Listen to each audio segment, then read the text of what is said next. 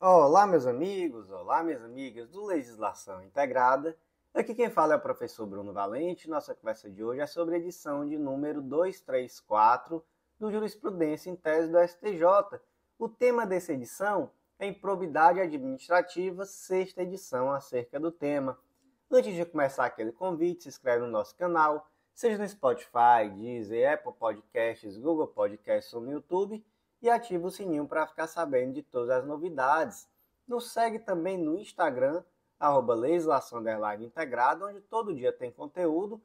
E não deixa de curtir, compartilhar com aquele amigo que tem interesse nesse tipo de conteúdo. Ajuda muito o canal a crescer e nos ajuda a manter esse projeto que leva conhecimento de forma gratuita a todos os lugares. Então não deixa de curtir, compartilhar, ajuda muito mesmo, você não faz ideia. Sem mais delongas, vamos para a primeira tese do dia. E, na verdade, nós vamos analisar as teses 1 e 2 conjuntamente. Vamos lá? Tese 1. A retroatividade da Lei de Improbidade Administrativa, com redação dada pela Lei 14.230 de 2021, está adstrita aos atos de improbidade administrativa culposos praticados na vigência da lei anterior, sem condenação transitada em julgado. Tese 2. É possível a aplicação retroativa da Lei 14.230 de 2021 aos atos ímprobos culposos não transitados em julgado, inclusive na hipótese de não conhecimento do recurso, juízo de admissibilidade não ultrapassado. Gente, então vamos lá. Isso aqui tudo começa com a Lei 14.230 de 2021, que muda muita coisa em relação ao tratamento da improbidade administrativa. Por isso mesmo, muita gente chama de nova lei de improbidade, apesar de ser uma lei que tão somente altera a Lei 8.429 de 92. Um dos grandes pontos da Lei 14.230 de 2021 foi acabar com a tal da improbidade administrativa culposa. E quando que existia essa improbidade administrativa culposa? Nos casos do artigo 10, atos de improbidade que causam prejuízo ao erário. Nesse caso especificamente, era possível a improbidade administrativa culposa. Acontece que a nova lei traz tão somente a improbidade administrativa dolosa, e não é só isso não, tá? Traz que tem que ser um dolo específico. Então, o grande objetivo dessa legislação nesse ponto é diferenciar aquilo que é uma mera irregularidade do que é uma improbidade. Uma improbidade, então, é algo que tem um dolo específico. Que dolo específico é esse? Está lá no artigo 1º, parágrafo 2º, considera-se dolo a vontade livre e consciente de alcançar o resultado ilícito, tipificado nos artigos 9º, 10º e 11º, não bastando a voluntariedade do agente. E é por isso que eu trouxe no material um julgado do STJ, da primeira turma de 2022, que eu considero muito didático, que ele diz: a modificação legal, Lei 14.230 de 2021, passou a exigir para qualquer demanda de improbidade o dolo específico do agente, no intuito de reforçar a necessidade de ser identificada, olha só, a especial nota de má-fé do administrador como causa material de condenação às sanções da Lei 8.429 de 92. Portanto, é um dolo específico, um dolo com má-fé. Então, temos uma legislação sancionatória mais benéfica, não temos? Temos. Com certeza teve alguém nesse período que estava ainda respondendo por algum processo ou que foi condenado eventualmente por uma improbidade administrativa culposa, e aí veio a lei nova. E aí veio aquela dificuldade de como vai ser feita essa retroatividade benéfica. Porque muita gente defendeu o quê? Que seria nos mesmos moldes do direito penal, que deveria, mesmo que a pessoa já tenha trânsito em julgado, já tenha acabado de cumprir a penalidade imposta, então nem sequer tem mais cumprimento de sentença, mesmo assim deveria retroagir. Só que não foi isso que prevaleceu. No âmbito do STJ prevaleceu que há uma retroatividade benéfica, sim, mas que essa retroatividade é tão somente até o trânsito em julgado. Então, se o indivíduo está respondendo por uma ação civil pública por ato de improbidade administrativa culposo e ainda não há trânsito em julgado, vai ser possível retroagir essa lei mais benéfica para beneficiar. Vamos para um caso concreto adaptado para a gente entender melhor a tese 2 especificamente. Em 2019, o Amarildo, que é um servidor público da Secretaria de Educação do município de Bacurau, por negligência, então se é negligência é culpa, né? Permitiu a aquisição de um imóvel pela Secretaria por preço superior ao de mercado. Após a apuração, o Ministério Público ofereceu ação civil pública, imputando a Amarildo o ato de improbidade administrativa constante no artigo 10, inciso 5º da Lei 8.429 de 92. Amarildo foi condenado em duas instâncias. Em face do acórdão condenatório, o Amarildo opôs, em 24 de 10 de 2021, embargos declaratórios que não foram conhecidos pelo desembargador relator em 30 de 10 de 2021. Então pega aí esses dois marcos, tá? 24 de 10 de 2021 opôs embargos declaratórios. 30 de 10 não foi recebido e o desembargador nem reabriu o prazo para oferecer o recurso cabível, simplesmente certificou o trânsito em julgado da ação. Ok. Ocorre que no mesmo dia, Amarildo peticionou uma questão de ordem informando que em 25 de 10 entrou em vigor a Lei 14.230, ou seja, um dia depois dele opor, melhor dizendo, os embargos declaratórios, e antes do não recebimento, do não conhecimento. E aí, essa lei aboliu a figura do ato de improbidade administrativa culposo. Portanto, não havia o trânsito em julgado e, por isso, ele requer que seja aplicada a retroatividade da lei mais benéfica. Pergunta se a lei deve retroagir para beneficiar Amarildo. Qual era a situação dele?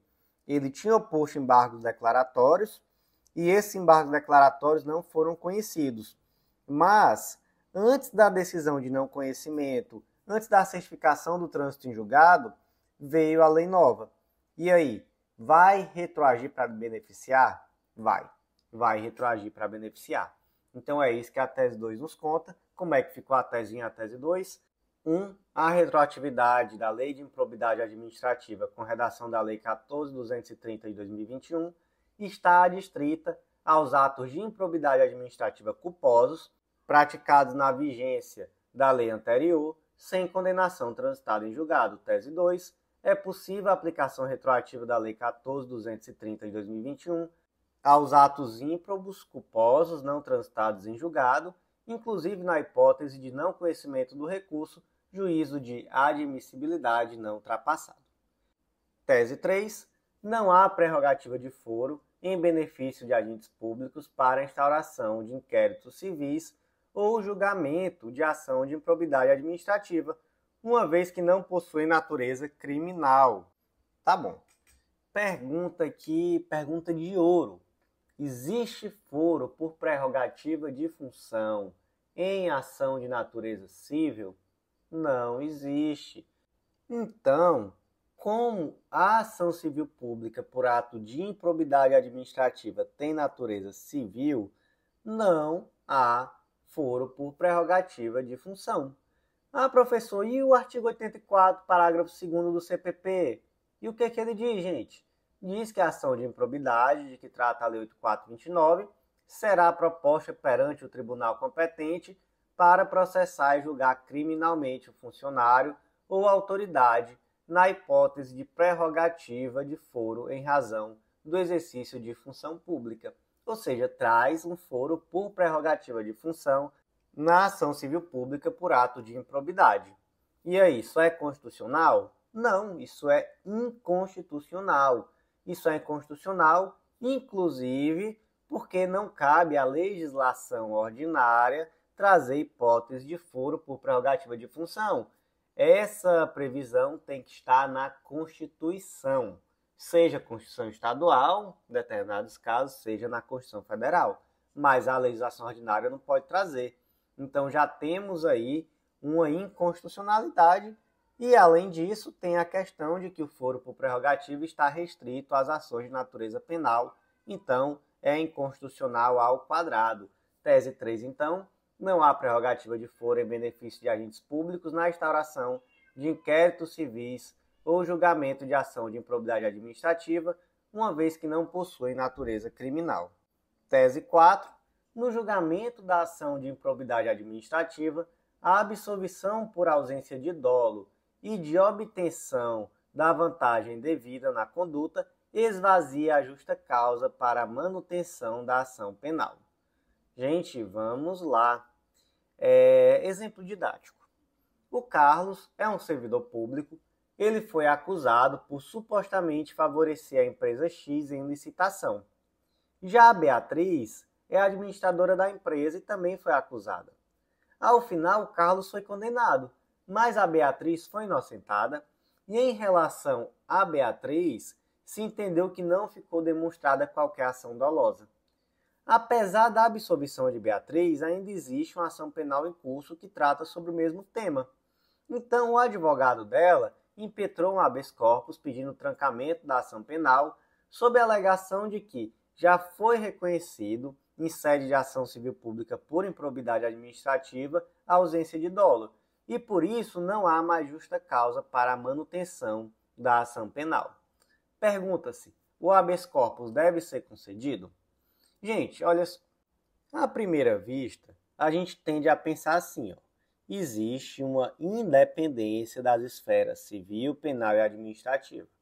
Portanto, não há impacto dessa decisão na ação de improbidade na ação penal. Isso daqui é a regra, né? É isso que a gente pensa logo de cara. Acontece que, apesar de serem independentes e autônomas entre si, os argumentos utilizados em uma ação podem influenciar na outra.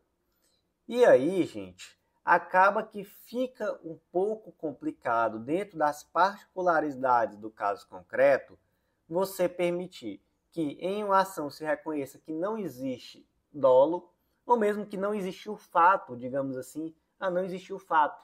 E aí? Nesse caso aqui teve fato, mas não teve dolo. Como é que em outra ação você vai ter uma decisão completamente oposta? Então se entendeu que houve aqui um esvaziamento da justa causa para a ação penal. E em situações semelhantes, o STJ tem decidido exatamente assim. Se já tem um trânsito em julgado em uma ação por improbidade, demonstrando que não há nenhum requisito subjetivo, então não foi demonstrado o dolo, né, o elemento subjetivo, então como é que a ação penal vai ter justa causa para permanecer? Portanto, é possível sim o trancamento da ação penal nesse tipo de situação. Mas, gente, muito cuidado, isso é excepcional. E se vier em uma questão objetiva, você tem que ficar muito atento à forma como está o enunciado. Se vier, por exemplo, a absolvição na ação de improbidade impede o processamento da ação penal. Resposta: errado. É erradíssimo. A regra é a independência das instâncias. Então, a absolvição no âmbito da improbidade não impede processamento da ação penal. Agora, se vier assim, a absolvição em virtude da ausência de dolo, aí, gente, de fato, se esvazia a justa causa para manutenção da ação penal. Outra situação aqui, imagina, que eu acho que ainda é mais drástica, a absolvição por reconhecimento da inexistência do fato. Aí, gente, morreu, né? Pelo amor de Deus, inexistência do fato. Aí é que não tem justa causa mesmo. Aí se vier uma pergunta assim capciosa, professor, e a absolvição criminal em ação que discute os mesmos fatos, ela impede a tramitação da ação por improbidade? Gente, artigo 21, parágrafo 4º da Lei 8.429, traz que a absolvição criminal em ação que discute os mesmos fatos, confirmada por decisão colegiada, impede o trâmite da ação de que trata esta lei, havendo comunicação com todos os fundamentos de absolvição previstos no artigo 386 do Código de Processo Penal. Também foi uma inovação da Lei 14.230 de 2021. Então, aqui, pelo teor expresso da lei, nós temos que a absolvição criminal em ação que discuta os mesmos fatos, confirmada por decisão colegiada, impede o trâmite da ação civil pública por ato de improbidade. Ocorre que, desde 27 de dezembro de 2022, esse artigo está com eficácia suspensa em virtude de uma decisão monocrática proferida pelo Xandão, ministro Alexandre de Moraes, na ADI 7236 do DF. E, gente, só para atualizar, eu acessei aqui o processo agora para ver se já teve alguma decisão posterior a isso, e não teve, mas eu acabei de ver que está pautado para o dia 8 de maio de 2024, o julgamento definitivo acerca do tema. Então, vamos aguardar, Se de fato for julgado no dia 8 de maio, teremos muito em breve, talvez aí daqui a uns 2 informativos, novidades acerca do tema. Vamos aguardar. Então, como é que ficou aqui a tese 4? No julgamento de ação de improbidade administrativa, a absolvição por ausência de dolo e de obtenção de vantagem devida na conduta esvazia a justa causa para manutenção da ação penal. Tese 5. A contratação de servidores públicos temporários sem concurso público, mas baseada em legislação local, por si só não configura ato de improbidade administrativa previsto no artigo 11 da Lei 8429 de 92, por estar ausente o elemento subjetivo dolo necessário para a configuração do ato de improbidade violador dos princípios da administração pública. Tá bom, vamos lá. Artigo 11 trata sobre aqueles atos de improbidade administrativa que atentam contra princípios da administração pública. Caso concreto adaptado. Imagina que Carvalho, prefeito da cidade de Pallet, contratou de forma temporária, com base em legislação municipal, dezenas de professores para as escolas do município sem realização de concurso público. Posteriormente, a lei foi declarada inconstitucional e as contratações anuladas. Carvalho responderá por ato de improbidade administrativa? Gente, vamos lá, com tudo que nós já conversamos sobre a necessidade de um dolo específico para a configuração do ato de improbidade administrativa. O Carvalho vai ou não responder por ato de improbidade? Vai não, gente? Não vai responder. Inclusive, temos um tema repetitivo, é o tema 1108 do STJ, que trata exatamente desse caso, dizendo que contratar servidor temporário sem concurso público, mas baseado em legislação local, não configura ato de improbidade. Por quê? Porque não tem dolo. E lembrando, não basta dolo genérico, tem que ter um dolo específico, um dolo qualificado, é uma má-fé. Então, tinha uma legislação que permitia, ele contratou com base nessa legislação. Mas foi julgado inconstitucional, ok. Mas não tem má-fé. Não tem um dolo qualificado, ou um dolo específico, melhor dizendo.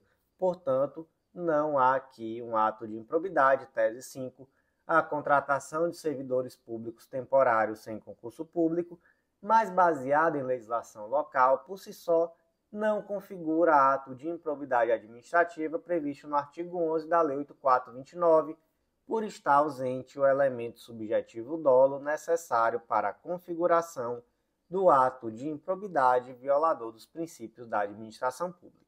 Teses 6 e 7 serão analisadas conjuntamente. Tese 6. A partir da vigência da Lei 14.230 de 2021, exige-se a demonstração do requisito da urgência, além da plausibilidade do direito invocado para o deferimento da indisponibilidade de bens em ação civil pública por improbidade administrativa. Tese 7. A necessidade de demonstração da urgência para o deferimento da medida cautelar de indisponibilidade de bens em ação de improbidade administrativa reveste-se de caráter processual, de modo que a alteração legislativa sobre o artigo 16 da Lei 8429 de 92, dada pela Lei 14.230 de 2021, tem aplicação imediata ao processo em curso. Tá, gente, vamos lá. O artigo 16 da Lei de Improbidade trata da possibilidade de indisponibilidade de bens do réu da ação de improbidade administrativa com o objetivo de garantir a integral recomposição do erário ou do acréscimo patrimonial decorrente do enriquecimento ilícito. Então, veja só, o indivíduo, ele potencialmente praticou um ato de improbidade, ele é um réu em uma ação civil pública por ato de improbidade, é possível que se torne disponível alguns bens desse indivíduo com o objetivo de ou recompor o dano que ele causou ao erário, ou de recompor, não é, ou de devolver aquele acréscimo patrimonial que ele obteve ilicitamente. O que acontece? Até a Lei 14.230 de 2021, havia uma presunção de que existia um perigo da demora. Então, o perigo in mora, a urgência, era implícito, era presumido. E bastava, para que fosse decretada essa indisponibilidade de bens, a demonstração da fumaça do bom direito. Então, você demonstrava, olha, é plausível que esse indivíduo aqui cometeu um ato de improbidade. Ah, mas é urgente tornar esse bem disponível? Não precisa discutir isso. A urgência é presumida. E, gente, tanto antes quanto agora, a indisponibilidade pode ser decretada sem oitiva prévia do réu. Até porque se o réu for ouvido antes, ele muito possivelmente vai se desfazer do bem para não ficar indisponível, né? É muito provável que aconteça. Mas aí, veja só, com a Lei 14.230 de 2021, está expresso na lei, lá no artigo 16, parágrafo 4º, para ser mais específico, que a urgência não pode mais ser presumida. Então, agora, tem que demonstrar periculo in mora e fumus boniuris. Então, tem que demonstrar a fumaça do bom direito e o perigo da demora. A urgência jamais poderá ser presumida. Professor, temos aqui uma ação que começou pela égide da lei antiga e agora está tramitando, e nessa tramitação já está vigente a nova lei de improbidade. E o Ministério Público pediu indisponibilidade de bem. O que vale? Vale a lei antiga ou a atual? Gente, matéria de direito processual se aplica de imediato aos processos que já estão em andamento, respeitados os atos já praticados sob a égide da lei anterior. Qual é o sistema utilizado pelo direito processual civil brasileiro em regra? É o sistema do isolamento dos atos processuais, não é? Então, cada ato processual vai seguir a lei processual que está vigente naquele momento. Essa é a regra. Claro que o direito brasileiro traz algumas exceções. Temos tabelinhas muito bonitas sobre isso no nosso material do Código de Processo Civil, por falar nisso. Mas vamos aqui para um caso concreto que é um pouco mais específico. Imagina que a Júlia é ré em uma ação civil pública por ato de improbidade administrativa, no qual lhe é imputada conduta que importou em prejuízo ao erário. A ação foi proposta em 2020 e, ao receber a inicial, o juiz de logo deferiu o pedido do Ministério Público no sentido de tornar indisponíveis os bens no patrimônio de Júlia, que sejam suficientes, para recompor o prejuízo causado ao erário. Como foi lá em 2020, gente, o juiz só se manifestou sobre a plausibilidade do pedido, não se manifestou sobre urgência, porque não precisava, então ele não se manifestou sobre a urgência. E aí veio a Lei 14.230. E aí o advogado corretamente peticionou dizendo: Excelência, Vossa Excelência se manifestou tão somente sobre a plausibilidade do direito. Acontece que a lei nova também exige que seja demonstrada a urgência. Então, por gentileza, ou libere essa indisponibilidade, ou se manifeste se há a existência do requisito da urgência também. E aí o que o Ministério Público disse? Opa, peraí, nada disso. Eu ouvi ali o professor Bruno falando no podcast do Legislação Integrada e ele me contou que o sistema processual brasileiro adota a teoria do isolamento dos atos processuais. A lei processual se aplica aos processos em curso, respeitados os atos praticados sob a égide da lei anterior. Então, se foi praticada essa indisponibilidade sobre a égide da lei anterior, e não se havia a necessidade de demonstração do requisito da urgência, então isso já está consolidado. Então saia para lá. Juiz, não faça isso não, viu? Que ele está falando besteira aí. E aí o juiz disse o quê? Não, está falando besteira não. Sabe por quê? O advogado da Júlia está certo. Sabe por quê, Promotinha? Porque, como se trata aqui de uma medida de indisponibilidade, essa medida tem natureza cautelar. E como se trata de uma medida de natureza cautelar, ela pode ser revista a qualquer momento. Então, de fato, foi deferida sob a égide da lei anterior, que não exigia urgência. Acontece que a Lei 9 exige e a qualquer momento eu preciso rever essa cautelar que foi deferida para verificar se ainda permanece sendo necessária. E como o advogado trouxe isso à tona, eu de fato preciso reanalisar. Então eu vou ter que reanalisar aqui e se eu perceber que tem urgência, eu mantenho.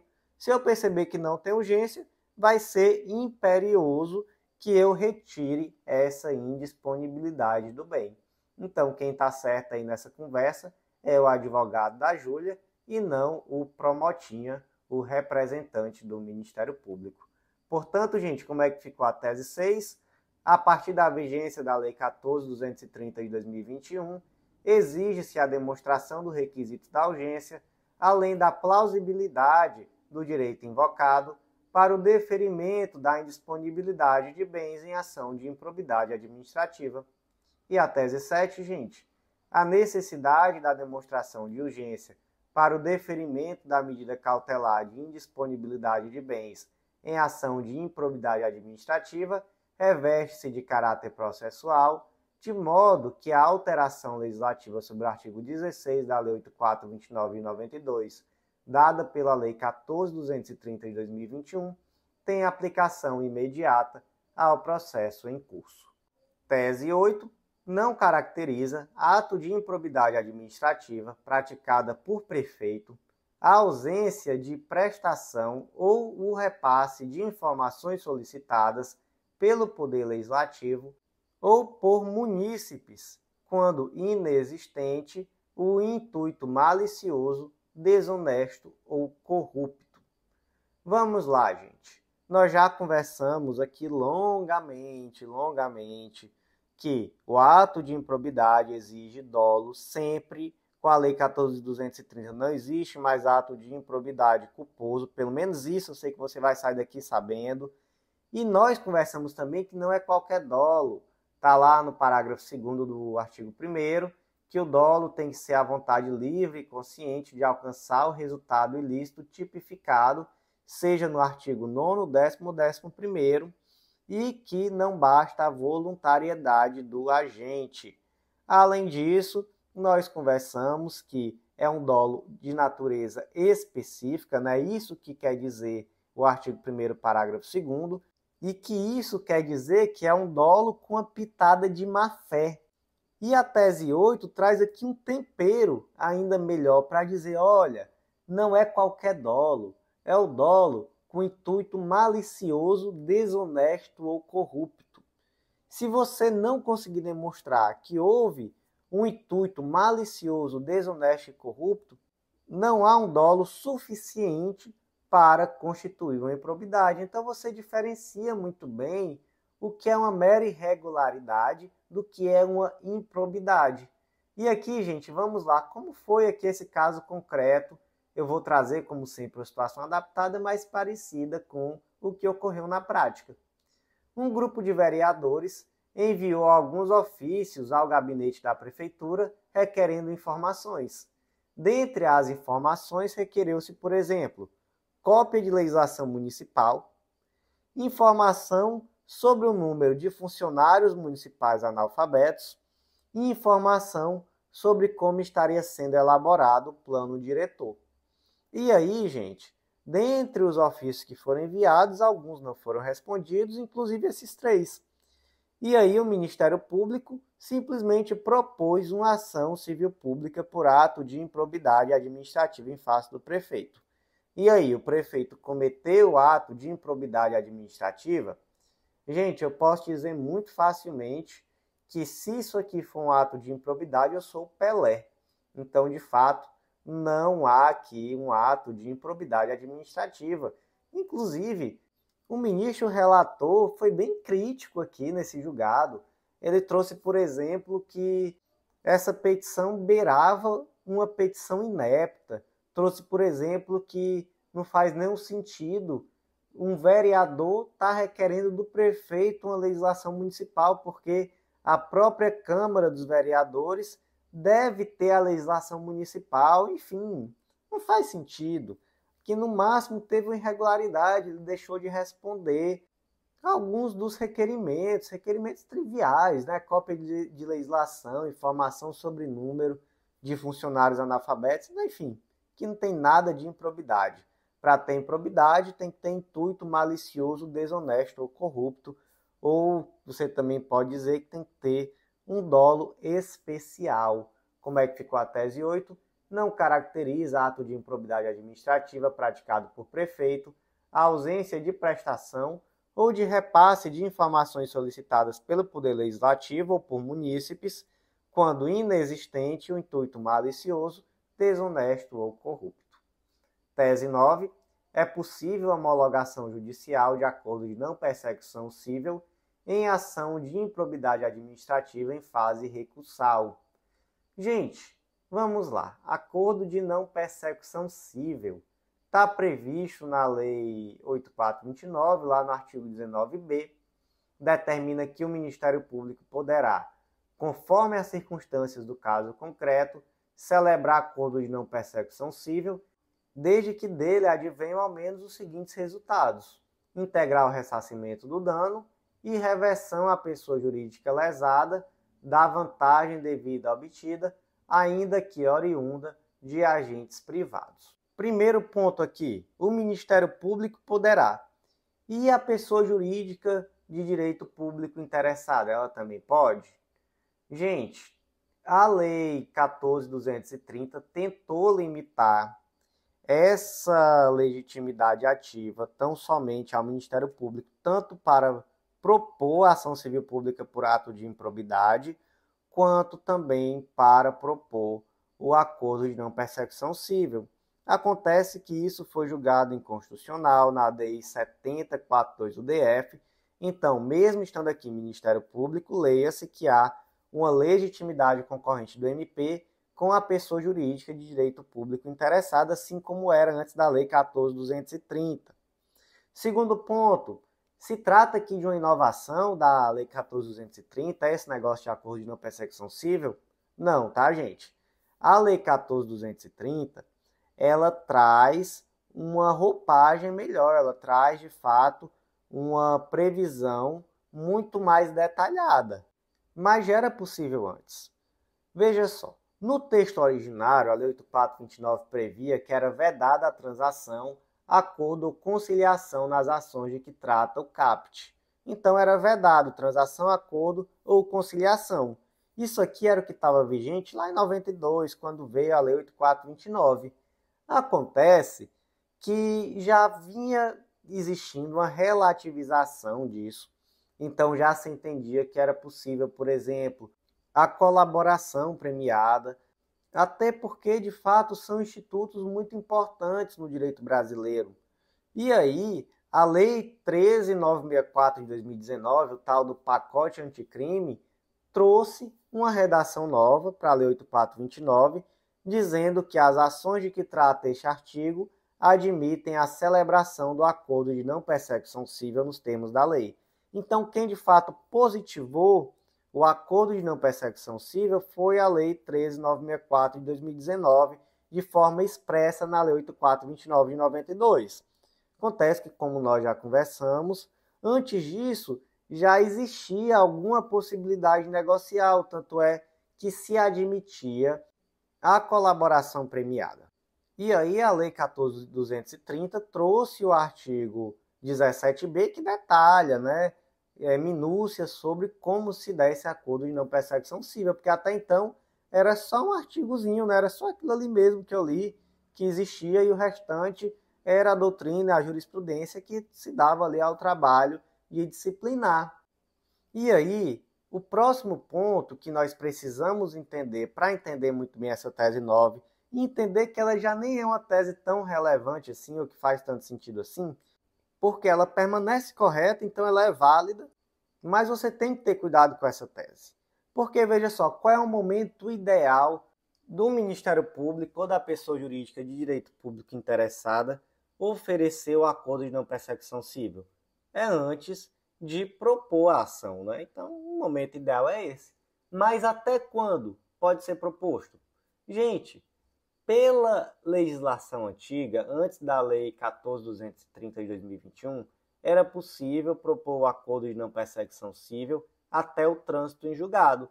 Então, é por isso que essa tese fala que mesmo em âmbito recursal é possível. Então, está ali nos embargos declaratórios, do agravo regimental, do recurso especial, do recurso extraordinário, enfim, está lá no último do último. Mesmo assim, ainda era possível, né? Não teve trânsito em julgado. Mas hoje não é mais assim. Hoje é ainda mais favorável, porque está lá no artigo 17b, parágrafo 4º, que o acordo a que se refere o caput desse artigo poderá ser celebrado no curso da investigação de apuração do ato ilícito, no curso da ação de improbidade ou, olha só, no momento da execução da sentença condenatória. Então já teve trânsito em julgado, já está executando. E aí, ainda cabe acordo de não persecução civil? Cabe. Agora cabe. Pela legislação anterior, não, era só até o trânsito em julgado. Então, por isso que essa tese aqui tem que ser lida com preocupação, não é nenhuma tese que eu gosto de colocar no material, porque ela passa uma ideia errada, né? Ela está certa. Cabe em fase recursal? Cabe, mas cabe até depois, cabe até durante a execução. Então, essa tese aqui fazia muito sentido antes da Lei 14.230. Agora ela continua certa, continua vigente, mas ela é perigosa. Então, é muito preocupante que alguém leia isso isoladamente e tenha uma ideia errada, não é isso? Então, como é que ficou a tese 9? É possível a homologação judicial de acordo de não persecução civil em ação de improbidade administrativa em fase recursal. Olha, agora eu quero te fazer um convite muito especial. Tá gostando desse conteúdo? Pois se eu te disser que pode ficar muito, muito melhor. Se eu te disser que existe uma assinatura única, por um valor muito justo, que te dá acesso a materiais que são semanalmente atualizados por esses mesmos informativos que eu comento aqui em áudio. E esse material te permite um estudo em um único ciclo de lei seca e jurisprudência. Ele te dá planos de leitura focados no teu objetivo, inclusive planos focados em editais que acabaram de sair sem nenhum custo adicional. E você, só de seguir esse plano de leitura e acompanhar o nosso informativo semanal, você vai estar super atualizado em termos de lei seca e jurisprudência com aquilo que você precisa para o seu concurso. Gente, isso tudo você tem no Clube da Lei, o clube de membros do Legislação Integrada, que dá acesso a todos os materiais e planos de leitura. Então acesse legislaçãointegrada.com.br e vem fazer parte, eu estou te aguardando. Vai ser um diferencial muito grande nos teus estudos, um verdadeiro divisor de águas, eu tenho certeza. E só para finalizar, mais um convitezinho rápido. Vem conhecer a Editora Integrada, vem publicar com a gente. Vai ser um grande diferencial para você também na prova de títulos. Pode ser, às vezes, um TCC, uma monografia, um texto que você já tem. E com certeza vai ser um grande diferencial. Quer saber mais como funciona? Manda uma mensagem para a gente. Acesse o nosso site, que lá vai ter o nosso WhatsApp. Então manda uma mensagem lá pelo Instagram. Por onde você falar, a gente responde, tá bom? Então vamos lá em frente. Teses 10 e 11 já são as duas últimas teses de hoje e serão conjuntamente analisadas. Tese 10, a nova redação do artigo 11 da LIA, dado pela Lei 14.230 de 2021, que tipificou de forma taxativa os atos de improbidade administrativa por ofensa aos princípios da administração pública, obsta a condenação genérica, com base nos revogados incisos 1 e 2 do mesmo artigo, para os atos praticados na vigência do texto de lei anterior e sem condenação transitada em julgado. Tese 11. Não se extingue a ação de improbidade administrativa se a exclusão da conduta anteriormente disposta no artigo 11 da LIA, violação genérica aos princípios administrativos, aboliu a tipicidade, mas há nova previsão legal específica em seus incisos com a conduta descrita, em razão do princípio da continuidade típico-normativa. Então, vamos lá. Nós já conversamos longamente sobre como funciona a retroatividade da Lei 14.230, que ela pode ser aplicada àqueles processos que ainda não têm trânsito em julgado, não é isso? Então, se já tem trânsito em julgado, já não há retroatividade benéfica, tá bom? Isso aí nós já rebatemos.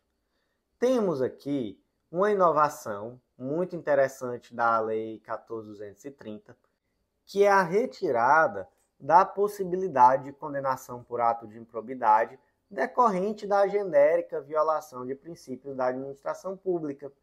E aí, gente, nós temos, inclusive, os incisos 1 e 2 do artigo 11, que trazem também condutas muito genéricas e que, por isso, foram revogadas. Então, por exemplo, o inciso 1 dizia que era ato de improbidade que atentava contra o princípio da administração pública praticar ato visando fim proibido em lei ou regulamento ou diverso daquele previsto na regra de competência. Gente, muito genérico, né? Praticar ato visando fim proibido, enfim.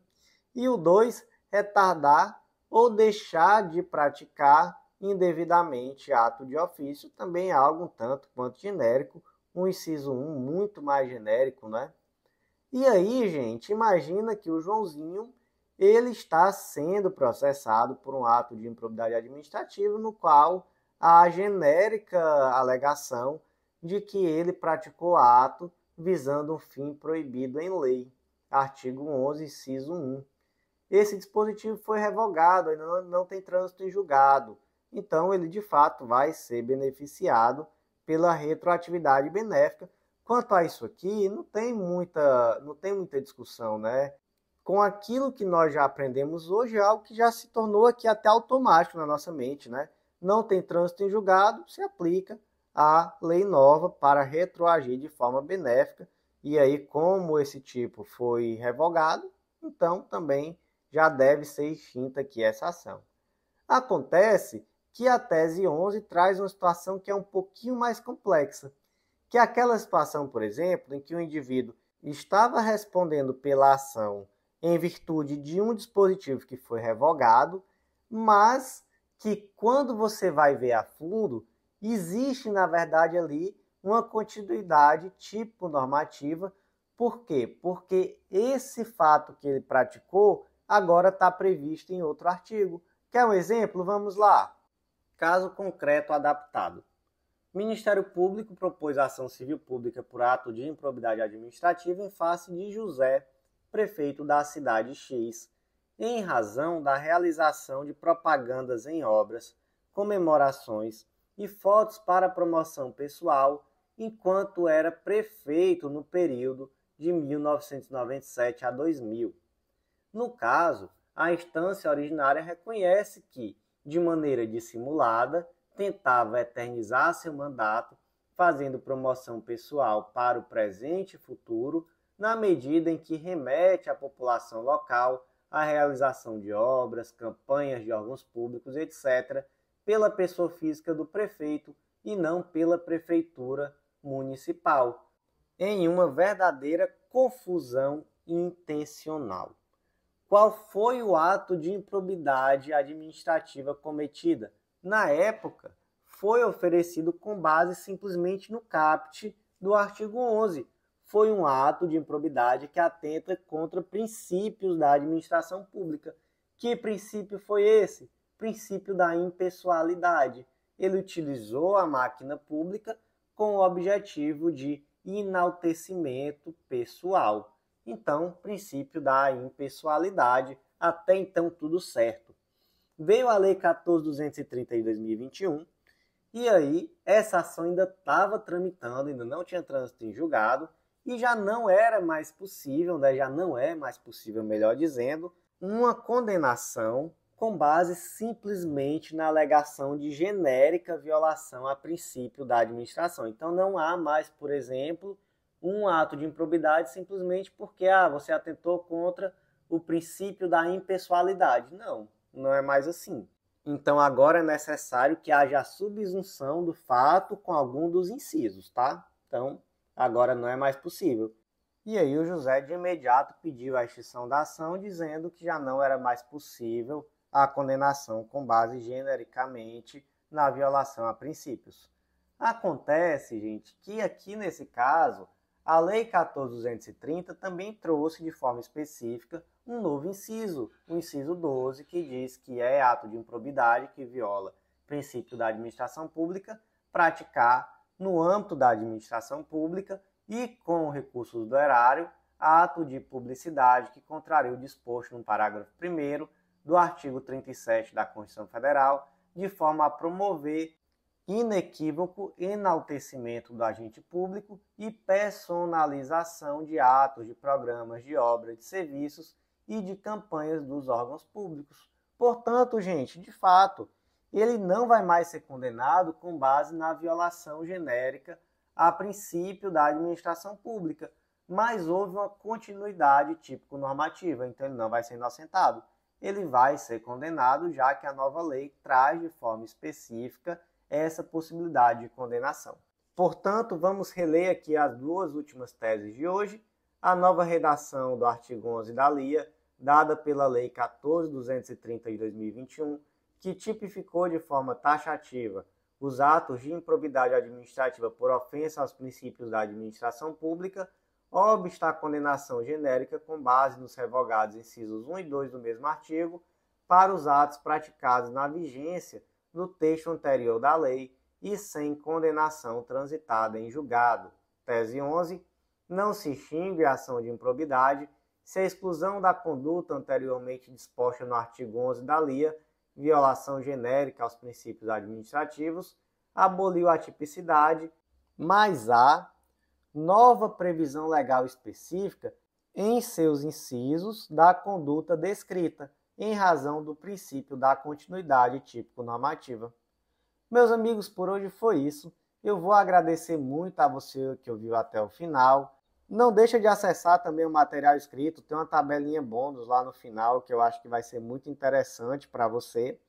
E olha, se você gostou, compartilha com aquele amigo, deixa um like aí, ajuda muito na entrega desse conteúdo para mais pessoas, porque esse é um projeto que a gente faz que demanda muito tempo, muito trabalho, mas que é muito gratificante também, mas que de fato se torna mais gratificante ainda à medida em que esse canal cresce. Então ajuda a gente compartilhando.